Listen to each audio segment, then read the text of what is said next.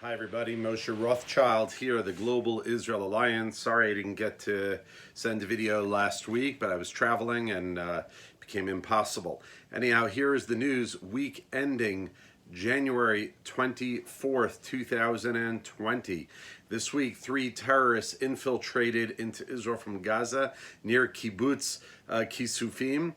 IDF force intercepted them and neutralized all 3 terrorists. They were killed and no soldiers were injured, thank God. Israel's state-owned electricity utility announced that they will be ending power cuts to the Palestinian Authority. The cuts were implemented because of the millions and millions and hundreds of millions of shekels that the Palestinian Authority had not paid for their electricity. So they paid 920 million shekels, which is half of what they owe. So the Israel Electric Company restored regular power. In a speech this week, Netanyahu pledged to annex the Jordan Valley, which of course is the eastern border of Israel with Jordan. And Defense Minister Avigdor Lieberman called upon the Prime Minister to carry out the pledge immediately. Blue and white leader Gantz also issued a similar challenge to Netanyahu, saying that you can apply Israeli law in the Jordan Valley in a cabinet decision within 2 hours without any Knesset discussion. Let's see you. In other words, they're trying to say that Netanyahu is using this as a ploy to win over voters, and if he really means it, let him do it right away. I would agree with them. Let's see what you got, Netanyahu. Okay, for the first time since the Degania Dam was built on the Jordan River, just south of the Kinneret in 1964, incredible, they opened up for free flow of water into the lower Jordan River. Now, the Water Authority announced that they will allow an initial flow of 1,000 cubic meters, and gradually increase the flow to 30 million cubic meters. All of this is part of a plan to restore the Jordan River. The Jordan River has been essentially destroyed to a trickle, to brackish water, because they dammed up the water in 1964 at the Sea of Galilee, at the bottom, where it exits to the Jordan River, in order to raise the level of the Sea of Galilee.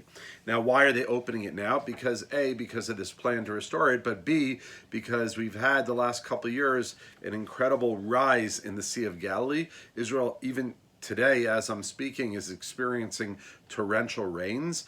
And the Sea of Galilee is less than 2 meters, about 1.8 meters below the full level, which is incredible how much rain we've gotten.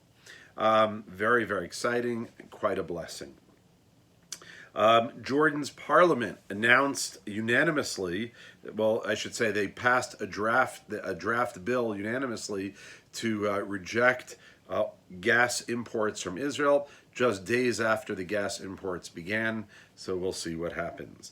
The Kremlin announced, and they followed through with it, a meeting between President Putin to discuss the pardoning of Naama Issachar. If you remember, she was the young girl caught with a small amount of marijuana while she was in transit from India back home to Israel, and he made through with it. He went through with his promise this week to hold that meeting. The Blue and White Party, that's Benny Gantz's party, launched a campaign this week to try to lure religious Zionist voters. Perhaps they feel that religious Zionist voters are fed up with some of the extreme right wing of the party, and therefore they're reaching out to them. We'll see what happens. Tesla announced that they're going to be selling 3 models in Israel. The cheapest one will cost over 300,000 new Israeli shekels, which is about 86,000 or so dollars. I will not be buying one anytime soon. So anyhow, this week, billionaire Len Blavatnik announced a $1 million grant to Space IL. If you remember, this was the organization trying to land a spacecraft on the moon that failed. It crash landed on the moon, and now they're going to be trying again. So hopefully that'll work this time. This week, an Israeli lab announced that they were able to by using a non-toxic blue dye, repair damage to heart tissue in mice that the damage that was the result of a heart attack. So we'll see where this goes, but normally once damaged, heart muscles can never regenerate, and this research could be groundbreaking to help regenerate heart muscle after a heart attack. It's been successful in mice, but we'll see. Also, an incredible story this week. World leaders gathered at Yad Vashem, Israel's Holocaust Memorial Museum, to commemorate the liberation of Auschwitz. And the conference went from Tuesday till and they were here till Thursday, and there were 47 delegations, which is incredible. Including 26 presidents, 4 kings, Holland, Belgium, Spain, and Luxembourg, and 4 prime ministers attended the event. Here's a quote from the Spanish King Felipe VI. "We know well that words are not enough and that continuous action, heartfelt remembrance, and vast education are needed." So this is really groundbreaking. Yad Vashem did not expect more than a handful of world leaders, yet it was populated by very, very important world leaders, including Vice President Mike Pence attended, and it was really an extraordinary gathering. Notably, the leader of Germany said that he felt incredibly guilty having to attend, and not to attend, but feeling very guilty over the Holocaust. Very, very powerful event here in Israel.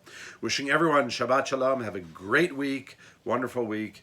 And this is Moshe Rothschild, the Global Israel Alliance, wishing you Shabbat Shalom.